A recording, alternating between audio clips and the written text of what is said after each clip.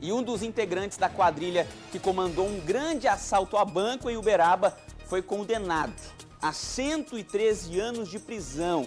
Você lembra que nós mostramos no ano passado isso aqui no Balanço Geral? A ação aterrorizou os moradores da cidade, os bandidos fizeram várias pessoas de refém e fugiram com mais de 25 milhões de reais.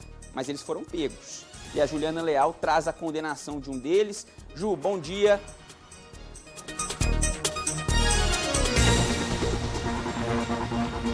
Oi, Túlio, bom dia para você que acompanha o Balanço Geral. Em uma sentença de 100 páginas, o juiz Marcelo Geraldo Lemos condenou Darcy Aparecido Figueira Camargo por vários crimes, como, por exemplo, lesão corporal, latrocínio tentado e latrocínio consumado.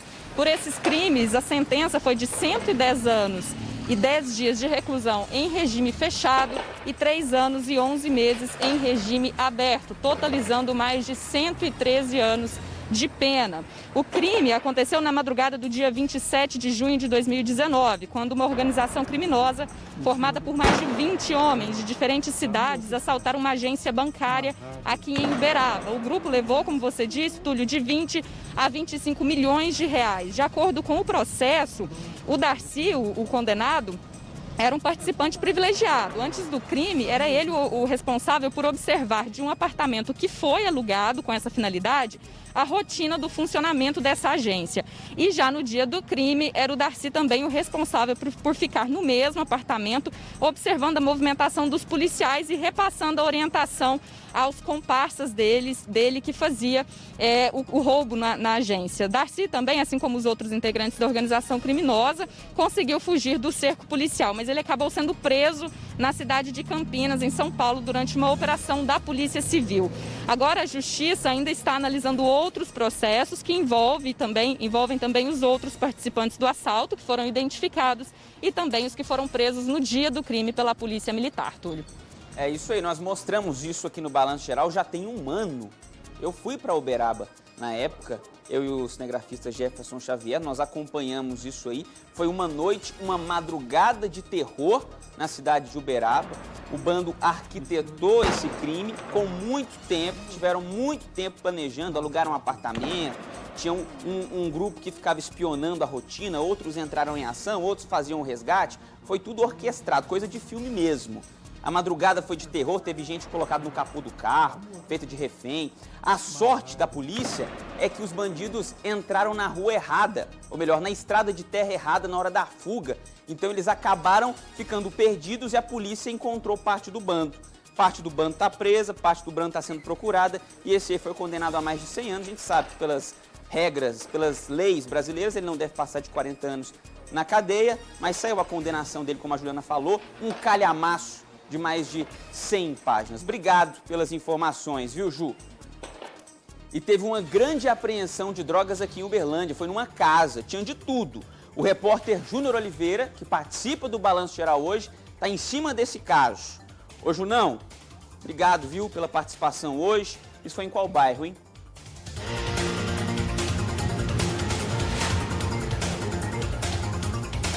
Bom dia, Túlio. Bom dia a todos. Pois é, foi uma operação da polícia muito bem organizada. A polícia agiu rápido, né? Porque a informação passada era que uma casa no bairro Lagoinha estava sendo usada como ponto de tráfico de drogas.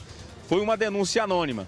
Os militares montaram essa operação e foram até ao local. Ninguém foi preso, viu? Mas durante as buscas no imóvel, os policiais encontraram aí cerca de 100 tabletes de maconha, 40 pedras de crack, muitas porções de crack, de maconha, material para embalar os entorpecentes. E o que chamou a atenção dos militares é que essa droga estava enterrada no quintal da casa.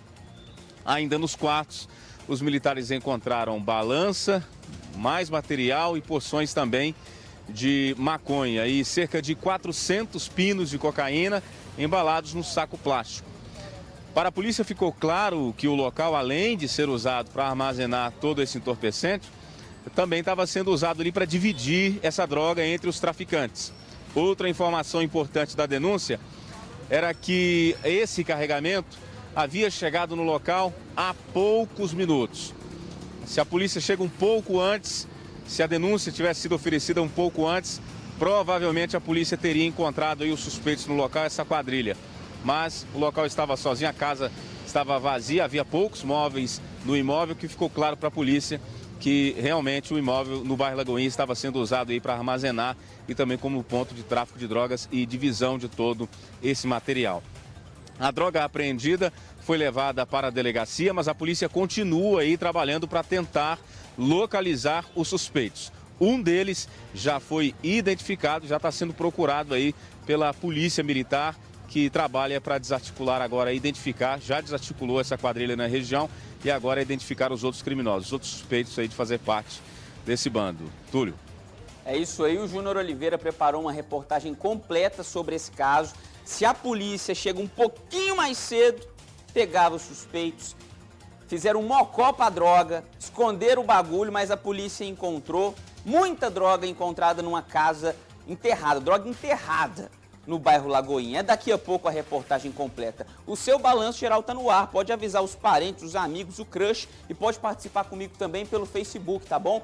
facebook.com/Balanço Geral Uberlândia, é ali que eu fico de olho nos seus comentários. Os golpes pelo aplicativo WhatsApp não são novidade, né? Mas muitas pessoas continuam caindo. Então, por isso, a Polícia Militar montou uma cartilha orientando os cidadãos. Essas dicas foram apresentadas numa coletiva hoje de manhã. E o nosso repórter Flávio Soares, ele está por dentro disso e vai trazer as informações para a gente. Ô Flávio, bom dia.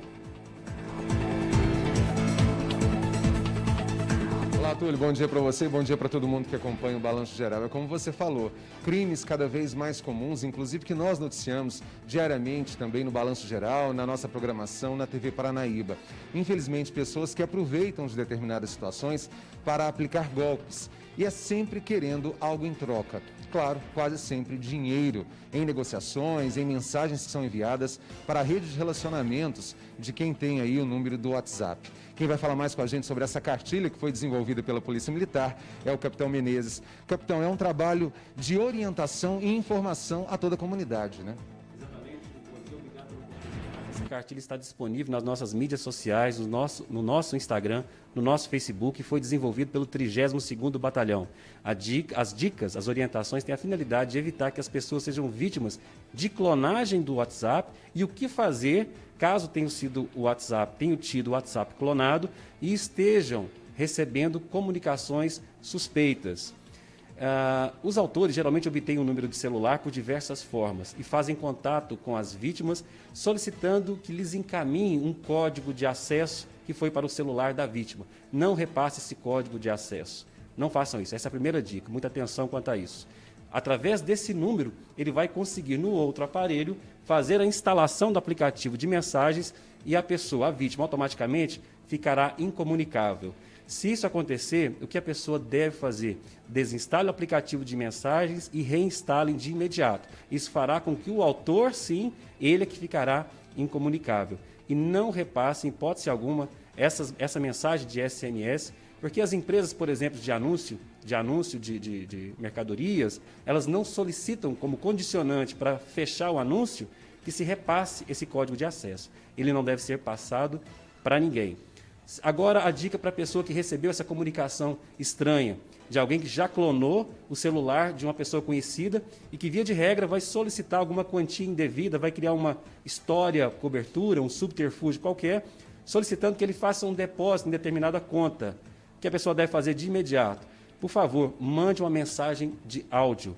Então, verifique, certifique quem é que está do outro lado. Porque com a verificação da voz, ele vai saber de quem se trata. E, via de regra, essa pessoa vai encerrar por ali a comunicação. Não repasse o SMS e peça, sobretudo, não faça nenhum depósito e certifique de quem é.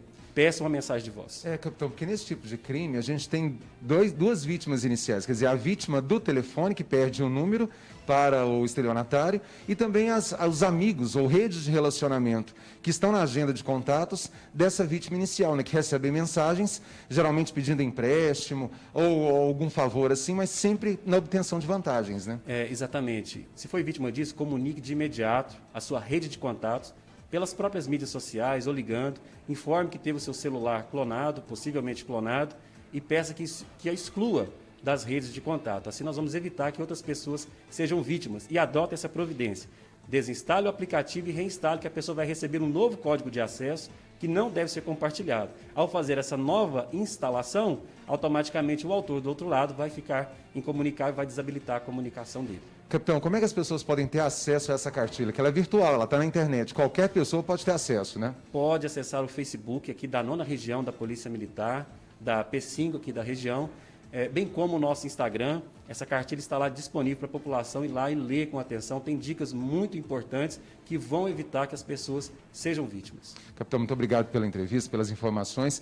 Túlia, como o capitão disse aqui, são muitas informações, orientações, e o material ele é muito didático, ele é muito explicativo para as pessoas em relação a esse tipo de crime que tem se tornado cada vez mais comum em Uberlândia, na região e em todo o país. Então, vamos realmente buscar informação para não ser vítimas dos estelionatários. Com certeza. Ontem, quando eu fiquei sabendo dessa coletiva da polícia, divulgando essa cartilha, eu achei de extrema importância.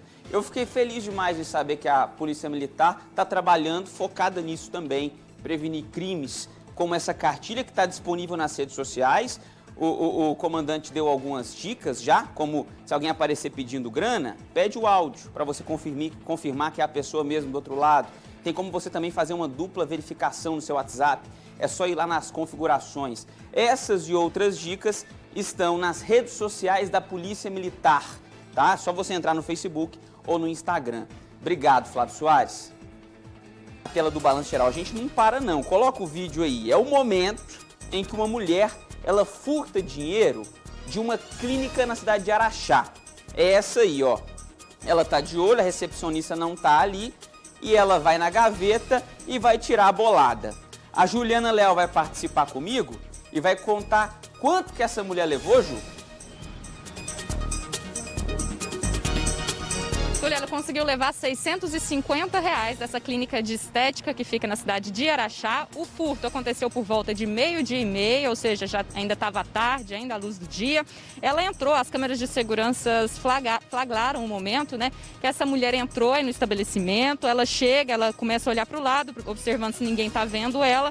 Ela entrou em um espaço onde ficam as gavetas e furta cerca aí de R$650, né, de uma dessas gavetas. De acordo com o dono, a ação durou menos de 5 minutos. Ele entrou em uma sala e deixou a recepção vazia. Depois, quando ele voltou, ele percebeu que essa mulher teria levado o dinheiro. Mas, segundo ele nem percebeu que a mulher esteve lá. Na verdade, ele olhou na gaveta, viu que o dinheiro não estava lá e resolveu olhar nas câmeras de segurança o que tinha acontecido. E foi o momento que ele percebeu que tinha sido furtado. Segundo ele, essa é a primeira vez que acontece um furto, um crime nessa clínica de estética dele, já que ele já está atuando na cidade por 5 anos. A Polícia Militar foi chamada, os militares viram as imagens das câmeras de segurança e conseguiram identificar a mulher.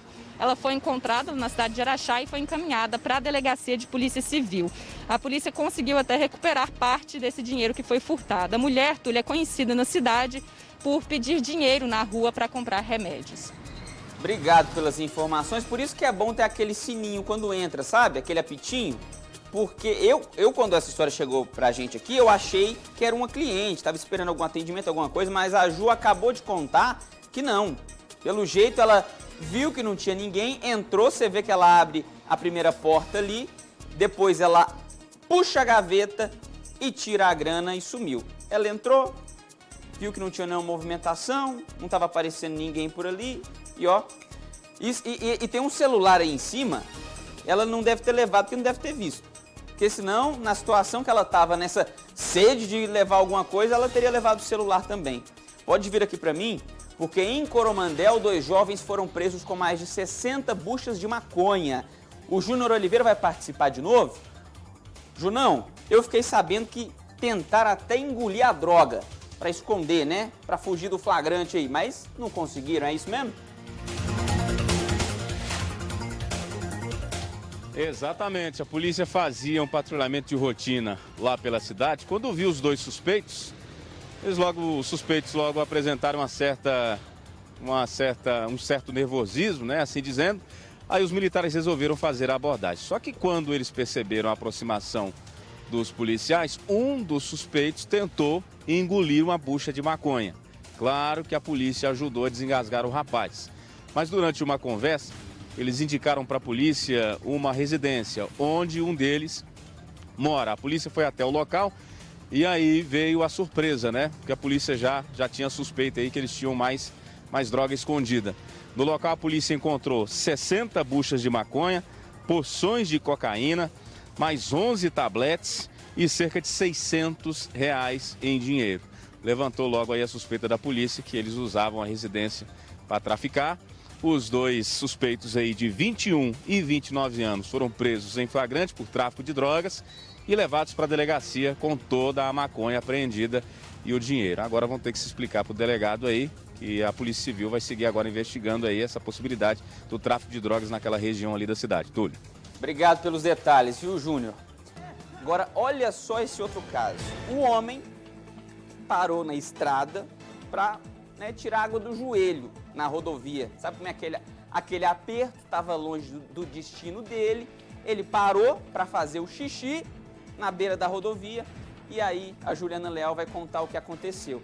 Esse aqui não é de rir não, tá, gente? Porque foi coisa séria, porque levaram a caminhonete dele, né, Ju?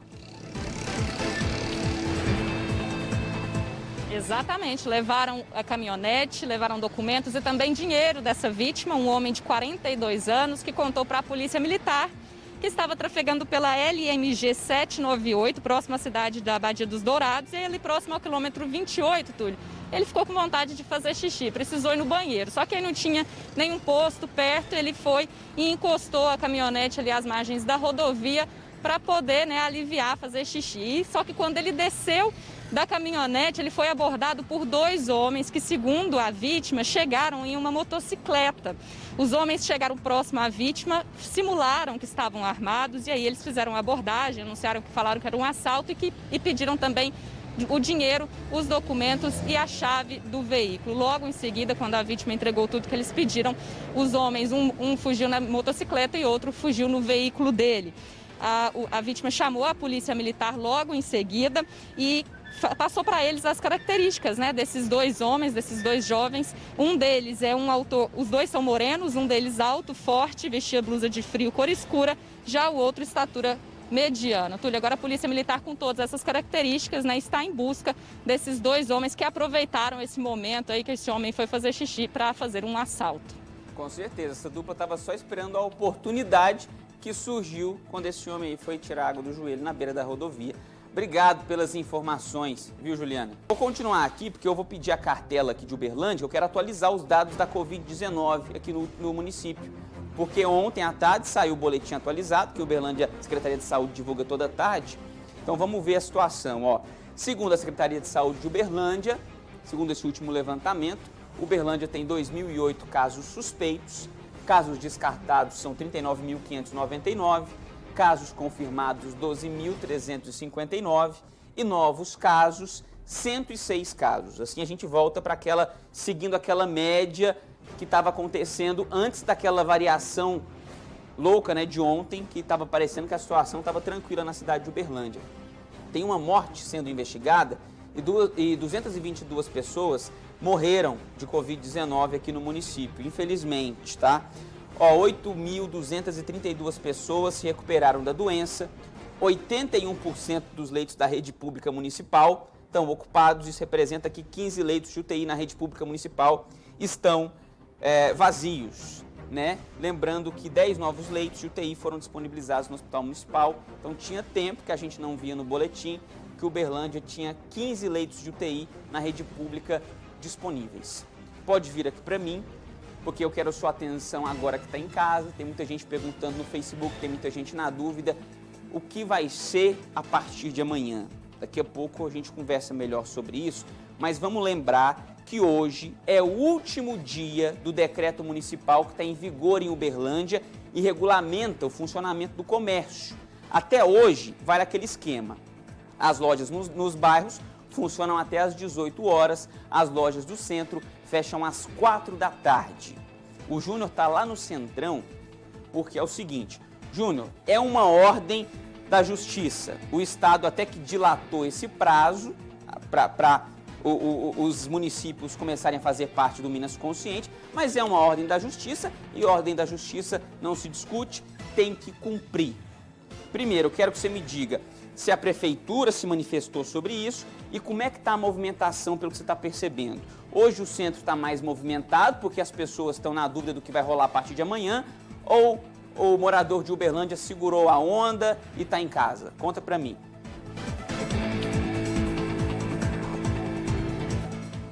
Pois é, Túlio, como a gente já mostrou no início do programa, né? Movimentação ainda muito grande aqui no centro da cidade. Vamos mostrar mais uma vez aí, comércio aberto, tudo fluindo, as pessoas transitando aí, comprando, pagando conta, ou seja, funcionando normalmente. Como se nada tivesse acontecendo, a gente não tivesse aí numa pandemia. Claro que houve essa flexibilização, como você já deixou bem claro aí, até a data de hoje. Mas a grande expectativa, pelo menos nas primeiras horas da manhã, era que a prefeitura anunciaria aí alguma nova medida. Também havia a expectativa de que o governo do estado divulgaria aí um novo plano, né, do Minas Consciente, como tudo isso iria funcionar. Já conversei com algumas pessoas aqui no centro da cidade e a dúvida continua, com algumas pessoas caminhando por aqui, os comerciantes também. Eles ficam na dúvida para onde seguir, o que fazer, e da melhor maneira as pessoas vão buscando essas informações. Bom, o Comitê Municipal de Enfrentamento à Covid-19 mandou uma informação para a imprensa falando sobre os posicionamentos a partir de agora. Disseram que participaram das discussões sobre a consulta pública para a alteração do programa Minas Consciente, e não tendo sido ainda expedida qualquer nova deliberação, ou seja, nada mudou, ainda não houve nenhuma informação por parte do comitê e tampouco também consciente. E disseram ainda que o núcleo estratégico permanece em estado de reunião permanente, ou seja, estão avaliando em contato com o governo do estado para ver as diretrizes do governo sobre essa permissão da adesão ao programa Minas Consciente ou também da deliberação número 17 de 22 de março, como a gente já contou, que está aí com essa ação judicial ainda, né, vigorando sobre essa ação judicial que o município tentou essa ação judicial, mas não conseguiu, não teve uma resposta positiva da justiça. Então fica aí a expectativa ainda sobre o que vai acontecer. Provavelmente, ao que tudo indica, se não houver nenhuma novidade durante a tarde, amanhã Uberlândia vai ter que seguir aí essas normas do Minas Consciente ou então de uma nova reedição desse programa do governo do estado. Resta agora a gente aguardar aí, por enquanto, nenhuma novidade.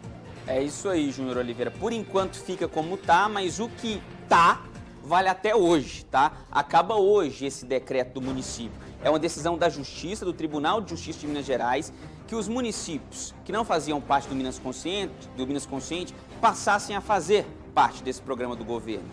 Foi uma decisão do TJMG que o município começou a seguir, mas o Estado abriu um pouquinho mais de prazo, que vai até hoje para os municípios, e o prefeito de Uberlândia aproveitou esse prazo para entrar com o decreto regulamentando o horário de funcionamento do comércio. Decreto esse que, mais uma vez eu te lembro, acaba hoje. Só lembrando, o Minas Consciente é um programa do governo do estado que estabelece ondas por cores, né? Que estabelece, são assim, ó, por região.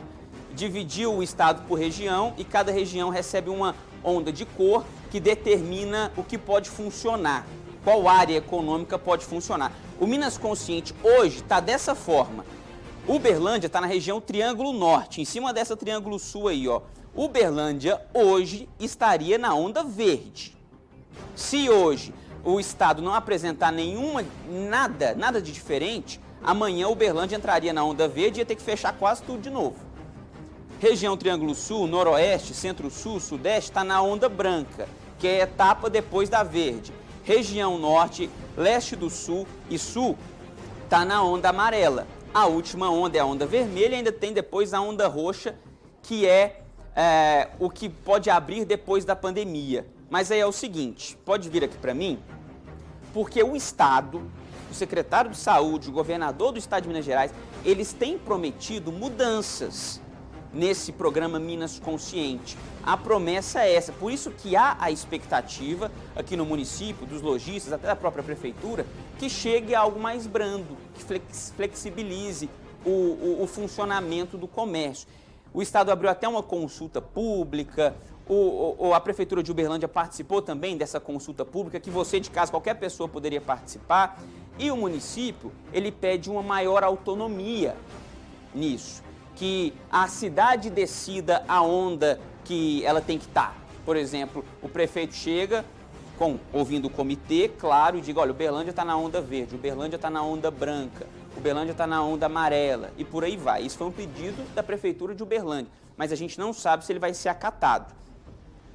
O secretário adjunto de saúde, ele falou sobre as mudanças no Minas Consciente. Vamos ouvir o que ele disse, daqui a pouco eu trago mais detalhes para vocês. O Minas Consciente, nessa nova versão, digamos assim, ele recebeu contribuições importantes da sociedade, da comunidade mineira, está em elaboração. A gente vem fazendo exames em relação a essa nova versão, temos conversado dentro do nosso COS, nosso Centro de Operações de Emergência em Saúde, e essas alterações, elas têm por objetivo a adaptação a esse novo momento da pandemia, o que não significa que nós vamos relaxar no nosso comportamento individual. Em relação ao Minas Consciente, é da natureza do programa a movimentação dentro das ondas, caso os indicadores demonstrem que é necessário retroagir.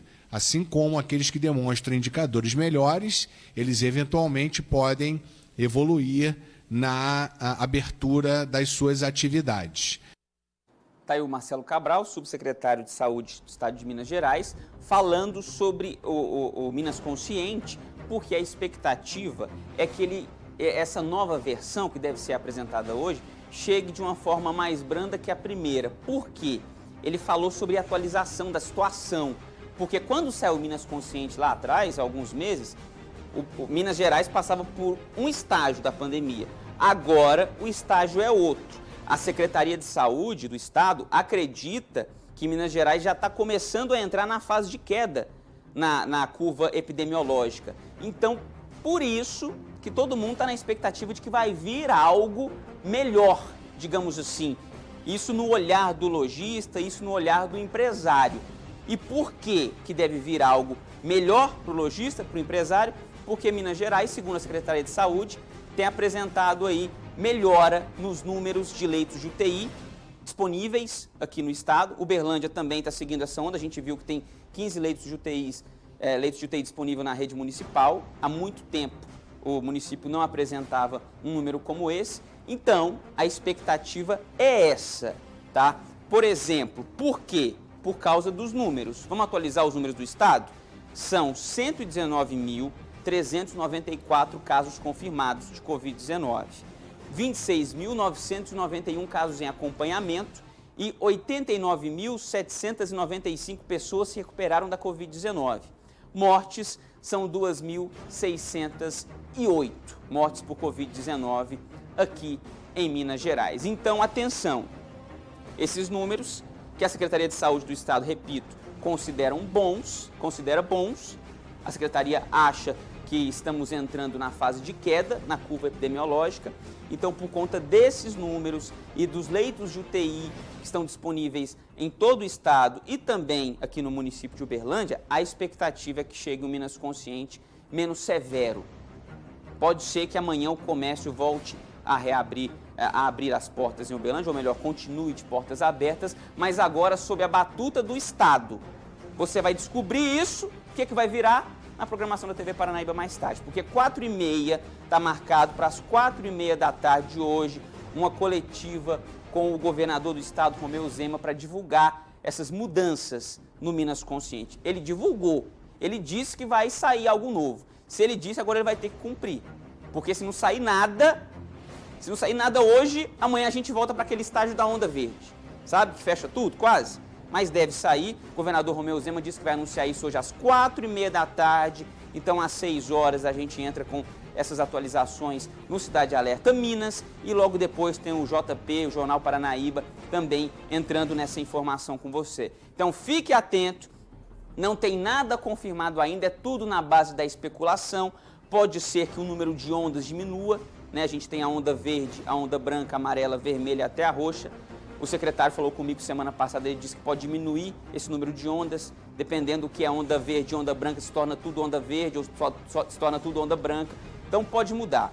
Isso a gente vai descobrir às 4h30 da tarde na coletiva do governador de Minas Gerais, Romeu Zema, tá? Vamos continuar atualizando os números da Covid-19. Agora vamos para o Alto Paranaíba, porque o Flávio Soares ele tem os dados de Patos e de Patrocínio. Flávio.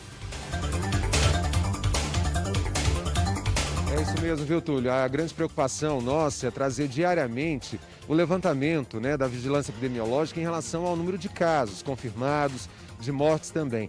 Em Patos de Minas, já são quase 1.300 casos confirmados de Covid-19. São 1.272. Pacientes internados são 41, que estão em UTI, 18. Recuperando em casa, 420. Mortes confirmadas já são 16 e 9 mortes em investigação. 786 pessoas já se curaram da Covid-19 lá no município de Patos de Minas. Nós vamos falar também do levantamento que foi divulgado de Patrocínio, que é uma cidade vizinha a Patos de Minas. Lá já são 472 casos confirmados, curados, né? Pessoas que já saíram dessa. 414, são 47 pacientes ativos que ainda estão se tratando com todo o atendimento médico da rede pública ou particular de saúde. Mortes confirmadas, 11. Mortes descartadas, que inicialmente poderiam ser suspeitas, mas foram descartadas, 28. Total de pacientes internados são 14, 3 ocupando leitos de UTI e 11 ocupando leitos de enfermaria. Claro que nós temos números lá também de pessoas que estão internadas de todas as comorbidades, que envolvem não só a Covid, mas outras doenças também. A preocupação é essa, né? A gente continuar mantendo esses números em queda para que os hospitais públicos particulares consigam atender a todos os pacientes com Covid ou com outras doenças. Exatamente, é isso aí, Flávio. E se esse Minas Consciente, que vai sofrer essa modificação hoje, sair realmente mais leve para o lojista, sem orientar o fechamento, sem determinar, na verdade, né, porque não é orientação, é uma determinação, sem determinar o fechamento do comércio, não significa que a gente pode relaxar não, tá? O cuidado pessoal tem que continuar existindo a fim de manter os números, enfim, a fim de manter o Estado nessa diminuição do número de casos, como a Secretaria de Saúde acredita, que a gente vai entrar agora numa fase de diminuição de números. Então, uma coisa é abrir o comércio, outra coisa é você, como cidadão, relaxar nos cuidados, tá? O Flávio trouxe os números de Patos e de Patrocínio. Vamos agora para Uberaba, tá? Atualizar os dados da cidade com a Juliana Leal.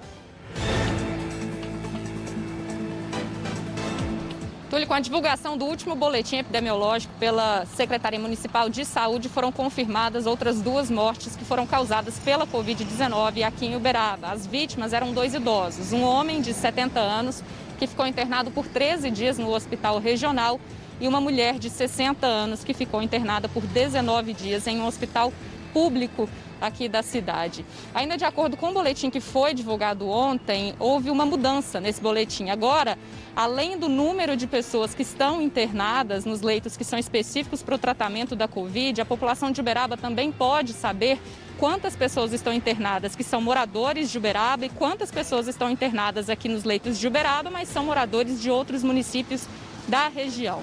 A Secretaria Municipal de Saúde também atualizou o número de leitos disponíveis para o tratamento da Covid aqui na cidade. O número de leitos de enfermaria no momento é de 135, sendo que 100 são públicos e 35 privados. E o total de vagas de UTI fica em 97, sendo 65 na rede pública e 32 na rede particular. Lembrando que esses números são apenas aqueles leitos destinados para o tratamento específico da Covid-19. Ainda conforme o boletim mais recente, Uberaba registrou 1.627 pessoas que já foram contaminadas pelo coronavírus. Desse total, 55 pessoas morreram, 48 estão internadas e 246 fazem o acompanhamento domiciliar. 1.278 já se recuperaram da doença. No momento, não há nenhuma morte que está sendo investigada. Há ainda 160 pacientes aguardando o resultado do exame, sendo que 48 deles estão internados. Ao todo, 96 pessoas estão internadas em Uberaba, 39 são residentes da cidade e 57 são de outros municípios. Portanto, a taxa de ocupação dos leitos para a Covid-19 está em 48% na UTI e 36% na enfermaria, Túlio. Obrigado, Ju. Seria bom se esse número tivesse zerado, mas pelo que, diante das circunstâncias, né, os números apresentados pela Juliana Leal, principalmente a taxa de ocupação dos leitos, esse número é considerado bom, tá? Ó, estamos na contramão do estado e do país, pelo jeito. Olha essa notícia. A cidade de Uberlândia registrou saldo positivo na geração de emprego. Os dados são do CAGED, o Flávio Soares que vai atualizar pra gente. Boa notícia, né, Flávio? Túlio, é a melhor notícia que a gente podia dar nos últimos tempos, né? Principalmente nesse cenário todo de pandemia, em que tanta gente tem perdido o emprego ou pelo menos parte da renda. E aí a gente fala que Uberlândia está entre as 9 cidades, entre 500 mil e 1 milhão de habitantes, com saldo positivo no número de contratações. De acordo com o CAGED, que é o Cadastro Geral de Empregados e Desempregados, essa conta ela é muito simples. É que o município contratou mais do que demitiu. Eu vou trazer os números aqui, olha só. Foram 6.126 contratações contra 5.943 demissões ou desligamentos. O saldo positivo aí foi de 183 pontos. O melhor de tudo isso é que tem alguns setores que encabeçaram essa lista aí de contratações. Por exemplo, informação, comunicação, imobiliária, a própria construção civil também, que deu uma reação aí, inclusive um setor que não ficou parado durante esse período todo de pandemia. Então tudo isso fez com que o município conseguisse oferecer mais vagas nesse período aí, então contratar mais do que demitir. Eu vou passar para vocês as cidades que mais contrataram nesses últimos meses. Joinville, em Santa Catarina, com 1.987 cargos ou postos. Natal, no Rio Grande do Norte, 851. Osasco, em São Paulo, 815. Campos dos Goitacazes, no Rio de Janeiro, 564. Contagem, em Minas Gerais, 257 novos postos de trabalho. Uberlândia, em sexto lugar, 183 postos de trabalho. Porto Velho, 173. Serra, no Espírito Santo, 170. Feira de Santana, na Bahia, 35. E Ananindeua, no Pará, 38. Isso de acordo com o CAGED, como a gente falou, é o Cadastro Geral de Empregados e Desempregados, que lista todas as vagas que são oferecidas em todo o país, cidade por cidade. Uberlândia, então, está se dando muito bem aí nesse cenário, né, Túlio? E a gente torce para que isso continue. Claro, sempre dados mais positivos em relação à geração de emprego e de renda, consequentemente. Com certeza, 183 vagas na situação que estamos vivendo é considerado uma vitória. Obrigado pelas informações, Flávio. Uma adolescente foi assaltada no Parque do Sabiá. Vem aqui pra mim nessa 3, porque o Júnior Oliveira vai trazer os detalhes pra gente. Vai contar esse caso. Você tá no parque, ô Júnior? Que história foi essa? Explica. Estamos aqui sim, em frente ao Parque do Sabiá, viu, Túlio? Esse crime aconteceu durante a noite, o adolescente de 16 anos contou. Estava fazendo caminhada aqui, na pista do parque. E quando chegou bem ali naquele trecho, depois daquela curva próxima aqui ao canil, foi abordada pelo suspeito que estava com uma faca.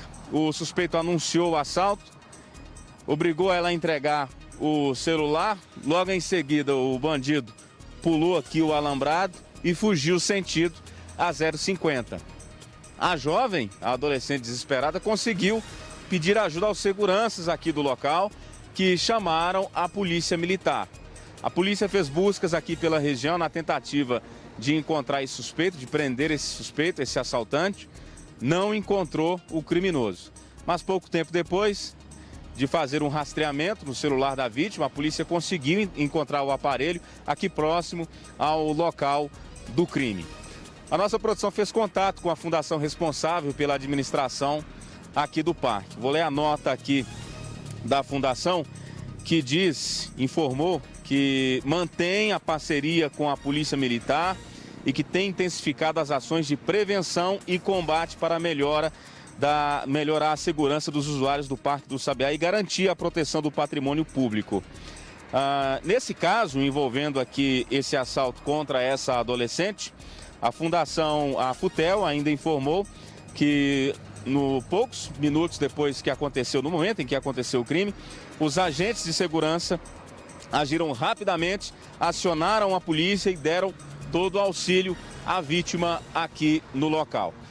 Foi feito o registro de um boletim de ocorrência e a polícia, o aparelho, claro, foi devolvido aí à vítima. Por sorte, né, a polícia conseguiu achar o celular aqui próximo ao local, devido a esse rastreamento que a polícia conseguiu fazer no aparelho, mas o boletim de ocorrência foi registrado.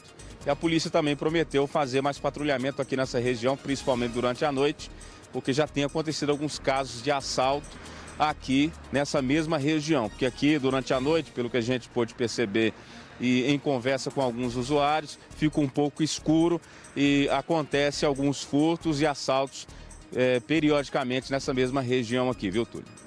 É isso aí, Júnior. A pessoa procura o Parque do Sabiá, achando que vai fazer sua caminhada de forma mais segura e acaba acontecendo. Obrigado, Júnior. E um jovem de 22 anos foi preso ontem à tarde em Lagoa Formosa, suspeito de furtar a TV da vizinha. Ô Flávio, ele invadiu a casa, foi isso? É isso mesmo, viu, Túlio? Ele aproveitou a situação, né? Dizem que a situação faz o ladrão. Ele aproveitou que a vizinha estava dormindo, pulou o muro e furtou aí a TV de 32 polegadas. E o que é pior de tudo, a polícia militar foi acionada, os militares foram até ele, assim, à procura, na verdade, e encontraram esse jovem de 22 anos com a televisão no meio de um matagal. Túlio, para piorar a situação, ele já estava tentando repassar essa TV, viu? E para um outro vizinho ali daquela região. Quer dizer, ele furta de um e quer repassar para o outro vizinho ali do bairro em Lagoa Formosa. A televisão, claro, foi recuperada, vai ser devolvida à dona e o jovem aí de 22 anos foi levado em flagrante pelo furto para a Delegacia de Polícia Civil. Lá eles descobriram, inclusive, que ele tem outras várias passagens, viu? Inclusive por furto também. Túlio. Olha só, furtou de uma outra vizinha e ia vender pro vizinho. Deu sorte que a vizinha percebeu e denunciou rápido. Ô Flávio, obrigado, tá? Pelas informações. E uma arma de fabricação russa foi encontrada em Patos de Minas. Mas ela estava escondida e bem escondida numa casa. E o Júnior Oliveira vai contar pra gente que local é esse que estava essa arma, Júnior. Bom, a arma foi apreendida numa casa no bairro Jardim Panorâmico. Foi o seguinte, Túlio, a polícia recebeu uma denúncia indicando que no local haveria armas e munições. A polícia, claro, foi até a residência, fez buscas ali pelo imóvel, mas não encontrou esse material indicado, essas armas indicadas na denúncia. Só que a polícia percebeu que havia um alçapão que dava acesso à laje do imóvel. E aí veio a confirmação da suspeita da polícia, né? A confirmação da denúncia. A polícia encontrou uma espingarda calibre 12, várias munições no local, alguns pentes também. A moradora foi questionada sobre essa arma e essa munição encontrados ali na residência, disse que desconhecia. Logo em seguida, ela ligou para o marido e ao telefone o marido contou para a polícia que essa arma e essas munições seriam do irmão dele e que se comprometeria a comparecer na delegacia para se explicar, para apresentar alguma documentação da posse da arma e da munição ou algo do gênero. Mas não teve jeito. A mulher, que tem 28 anos, acabou sendo detida e levada para a delegacia com a arma apreendida. Só que o marido ou o cunhado não compareceram, e segundo o boletim de ocorrência, não compareceram ao local para explicar sobre a arma. Até agora não compareceu. Portanto, a mulher foi detida, levada para a delegacia com essa arma. O que chama a atenção é que, segundo a polícia, a arma é de fabricação russa, da mesma série aí da AK-47, esse fuzil tão conhecido. A Polícia Civil agora vai investigar, Túlio. Isso tem que ser investigado, viu? Porque esse tipo de arma é usado em crimes, digamos, maiores, né? Desde explosão a caixa eletrônico até roubo a banco e por aí vai. Então, isso tem que ser muito bem explicado. Se a arma não é dela, é do marido, do irmão, do parente, ela sobrou nessa, porque largaram a mulher na mão e ela foi detida. Obrigado pelas informações, viu, Júnior? O adversário meu amigo Júnior Oliveira, que é boleirão, ó o naipe de boleirão, homem forte, bota ele na zaga para segurar ou bota ele no ataque, Rogerinho? Troncudinho ali para servir de pivô, o que você acha? Na zaga? Na zaga, defendendo o time. Porque o Tombense é líder do campeonato, né, Júnior? Não é uma tarefa fácil para o Verdão. O jogo vai ser lá.